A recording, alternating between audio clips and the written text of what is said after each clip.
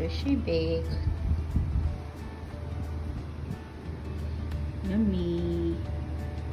Now I'll eat my baked sushi or my sushi bake. Okay, so here it is. So of course you need nori or seaweed.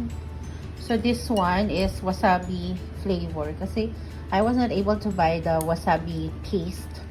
So I just bought a nori na wasabi flavor. So ganun lang, just how you eat your sushi. So yan, hiwa lang. Okay. Then you put in your, yan, kita nyo ba? So you put in your nori. Okay. And then ako kasi, I like cream cheese. I want to add more.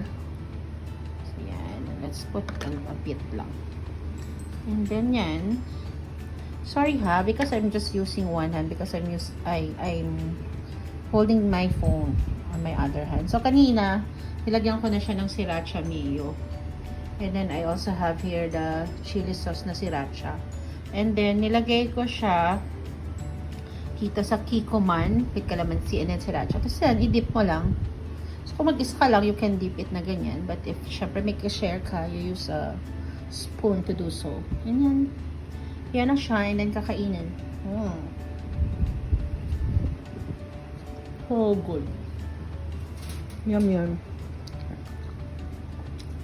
So good. Must try. Let's put the sriracha mayo. There you go. Yummy.